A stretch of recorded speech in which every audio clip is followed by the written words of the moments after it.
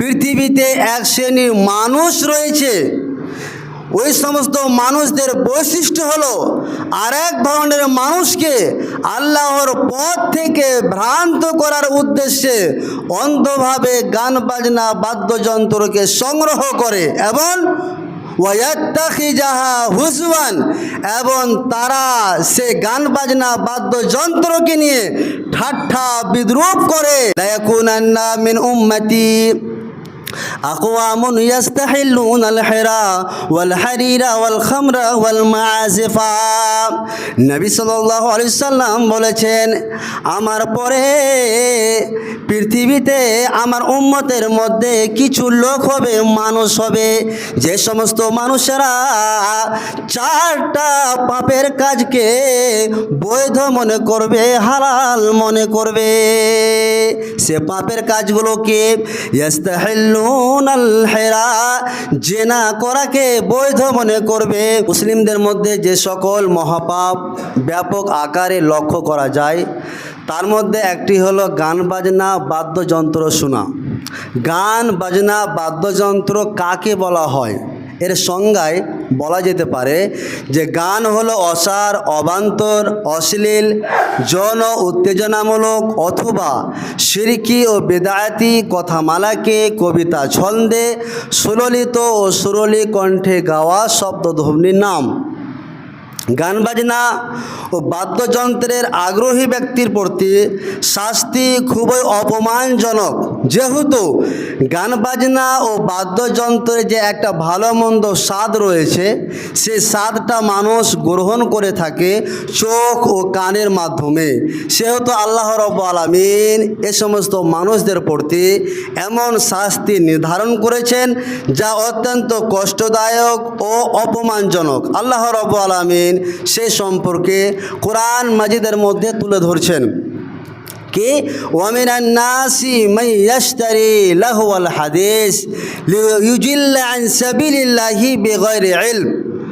আল্লাহ রাব্বুল আলামিন বলছেন, পৃথিবীতে এক শ্রেণীর মানুষ রয়েছে, ওই সমস্ত মানুষদের বৈশিষ্ট্য হলো আরেক ধরনের মানুষকে আল্লাহর পথ থেকে ভ্রান্ত করার উদ্দেশ্যে অন্ধভাবে গান বাজনা বাদ্যযন্ত্রকে সংগ্রহ করে এবং ওয়াত্তাখিজাহা হুজওয়ান, এবং তারা সে গান বাজনা বাদ্যযন্ত্রকে নিয়ে ঠাট্টা বিদ্রূপ করে, আনন্দ করে, প্রমোদ করে। আল্লাহ রাব্বুল আলামিন এই সমস্ত মানুষদের প্রতি শোনাচ্ছেন যে এদেরকে শুনিয়ে দাও, এদেরকে জানিয়ে দাও যে উলাইকা লাহুম আযাবুম মুহিন। এই সমস্ত মানুষদের জন্য আল্লাহ রাব্বুল আলামিন অবমাননাকর শাস্তি রেখেছেন। যে বর্তমান সময়ে গান বাজনা বাদ্যযন্ত্র এটা এমন হয়েছে আমাদের কাছে এমন সহজ হয়েছে যে আমরা একটা মোবাইলে, আমি, আমার বউ, আমার ছেলে, আমার বাবা, আমার মাকে নিয়ে একটা মোবাইলে ফিল্ম দেখি। লজ্জাজনক ব্যাপার, একটা বাড়িতে টিভি কিনেছি, সেই টিভিতে পরিবারেরা সবাই আমরা সিরিয়াল দেখছি, সেখানে ড্যান্স দেখছি।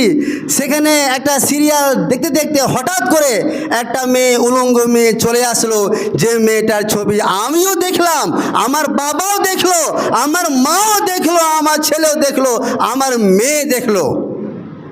তাহলে এটা আমরা এই পাপের কাজটাকে এতটা সহজ মনে করেছি যে আমরা একটা মোবাইলে 14 গোষ্ঠী মিলে সে দেখলাম, ড্যান্স দেখলাম, একটা উলঙ্গ মেয়ের ছবি দেখলাম। তো আল্লাহর নবী সাল্লাল্লাহু আলাইহি সাল্লামের একটা হাদিস তিনি বলেছেন, কি হাদিসটা? লা ইয়াকুনান্না মিন উম্মতি أقوام يستحلون الحرى والحرير والخمر والمعازف। নবী সাল্লাল্লাহু আলাইহি সাল্লাম বলেছেন, আমার পরে পৃথিবীতে আমার উম্মতের মধ্যে কিছু লোক হবে, মানুষ হবে, যে সমস্ত মানুষেরা চারটা পাপের কাজকে বৈধ মনে করবে, হালাল মনে করবে। সে পাপের কাজগুলোকে ইস্তাহিল্লু ইয়াফআলুনাল হিরা, জেনা করাকে বৈধ মনে করবে, ওয়াল হারিরা, রেশমের কাপড়কে পরিধান করাকে হালাল মনে করবে, ওয়াল খামরা, নেশাদা দ্রব্য পান করাকে হালাল মনে করবে, ওয়াল মাযিফা, এবং গান বাজনা বাদ্যযন্ত্রকে হালাল মনে করবে। কিন্তু নবী সাল্লাল্লাহু আলাইহি ওয়াসাল্লাম একটা হাদিসে স্পষ্ট বলে দিয়েছেন, ওরে আমার উম্মতিরা শুনে নাও, ইন্নাল্লাহা হারামাল খামরা ওয়াল মাইসিরা ওয়াল কুবা, নিশ্চয় আল্লাহ রাব্বুল আলামিন এমন একজন স্রষ্টা, যেই স্রষ্টা হারামাল খামরা, নেশাদা দ্রব্য পান করাকে, ওয়াল মাইসিরা, এবং জুয়া খেলাকে, এবং ওয়াল মাযিফা, এবং গান বাজনা বাদ্যযন্ত্রকে হারাম করেছেন। জি, বর্তমান সময়ে দেখলে আমরা দেখতে পাবো, কি দেখতে পাবো, জেনাটা আমাদের কাছে এতটা সহজ হয়েছে যে শ্বশুর মশাই তার জামাইকে বলছে, জামাই বাবু আমার মেজো মেয়েটাকে তুমি নিয়ে যাও হরিশ্চন্দ্রপুরে, আধার কার্ডটা ঠিক করে নিয়ে আসবা। কেন যাবে? আপনার জামাই কেন যাবে আপনার মেয়েকে নিয়ে? যে মেয়েটার সাথে আপনি বিবাহ দিয়েছেন সে মেয়েটাকে নিয়ে যাবে, সে মেয়েটাকে নিয়ে যাওয়া বৈধ। কিন্তু আপনি যার সাথে বিবাহ দেননি, আপনি শ্বশুর, আপনি একজন বাড়ির গার্জেন, অভিভাবক, অথচ আপনি জেনা করার জন্য আপনার মেয়েকে আপনার জামাইয়ের কাছে তুলে দিলেন। এতটা জেনা আমাদের কাছে সহজ হয়ে গেছে, এতটা সহজ হয়ে গেছে। আপনি আজকে দেখুন, নেশাদার দ্রব্য পান করা এতটা সহজ হয়েছে যে ভাতিজা, নিজের ভাতিজা চাচার কাছে চাচ্ছে, চাচাজি বেরিয়ে দেখি একটা ফুঁকে দিই। দেখেন কতটা সহজ হয়েছে, কতটা সহজ হয়েছে। তো নবীজির হাদিস, এমন একটা সময় আসবে যে এই চারটা পাপের কাজকে, জেনা করাকে, রেশমের কাপড় পরিধান করাকে, নেশাদার দ্রব্য পান করাকে, এবং গান বাজনা বাদ্যযন্ত্রকে হালাল মনে করবে। কিন্তু নবী সাল্লাল্লাহু আলাইহি ওয়াসাল্লাম বলছেন যে আল্লাহ রাব্বুল আলামিন এই চারটা জিনিসকে হারাম করে দিয়েছেন। এবং নবী সাল্লাল্লাহু আলাইহি ওয়াসাল্লামের আরেকটা হাদিস, সে হাদিসটা কি জেনে রাখুন, গান বাজনা বাদ্যযন্ত্রের যতগুলো মাধ্যম রয়েছে সব মাধ্যমগুলোই হলো হারাম। উদাহরণস্বরূপ, আপনি একটা মোবাইলে রিচার্জ মারলেন, প্যাক মারলেন 4G বা 5G, 350 টাকা দিয়ে মারলেন। এবার মারার পরে আপনি কি দেখছেন? গান দেখছেন, গান দেখছেন, ফিল্ম দেখছেন। আপনার কোথায় ফ্রি ফায়ার বাচ্চাগুলো খেলে, তাহলে এইগুলো যে খেললো, কিভাবে গানটাকে ক্রয় করলো, ফ্রি ফায়ারকে ক্রয় করলো 350 টাকা দিয়ে। আপনার উচিত ছিল আপনি যে 350 টাকা প্যাক মেরেছেন, কোরআন হাদিসের ভিডিও দেখা, কোরআনগুলো শোনা, কোরআনের আয়াতগুলো শোনা আপনার উচিত ছিল। কিন্তু আপনি 350 টাকা প্যাক মারলেন কেন? গান শুনবো ওই জন্য। তাহলে আপনি গান বাজনা বাদ্যযন্ত্রকে ক্রয় করলেন।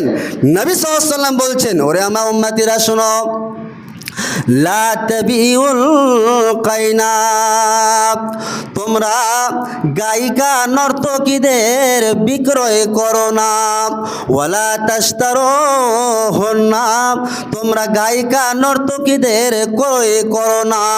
ওয়ালা তুআল্লিমুহুন্না, তোমরা গায়িকা নর্তকীদের উপার্জন করিও না, তাদেরকে তোমরা গান বাজনা বাদ্যযন্ত্র শিখিয়ে দিও না।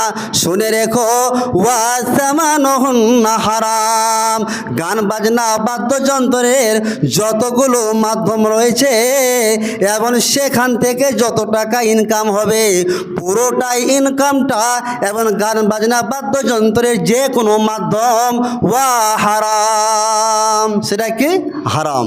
তাহলে গান বাজনা বাদ্যযন্ত্রের যতগুলো মাধ্যম রয়েছে, আপনি যে মোবাইলে প্যাক মেরেছেন, যদি আপনি গান বাজনা বাদ্যযন্ত্র শুনেন, তাহলে আপনার জন্য ওই টাকাটা আপনি ক্ষতিগ্রস্তের মধ্যে ফেলে দিলেন, আপনি হারামে আপনি ফেলে দিলেন। কাজে সতর্কতা থাকুন। দেখুন, আমরা হচ্ছি যেই নবীর উম্মত, সেই নবী সাল্লাল্লাহু আলাইহি সাল্লাম গান বাজনা বাদ্যযন্ত্র থেকে কতটা দূরে থাকতেন একটা হাদিস শোনায়।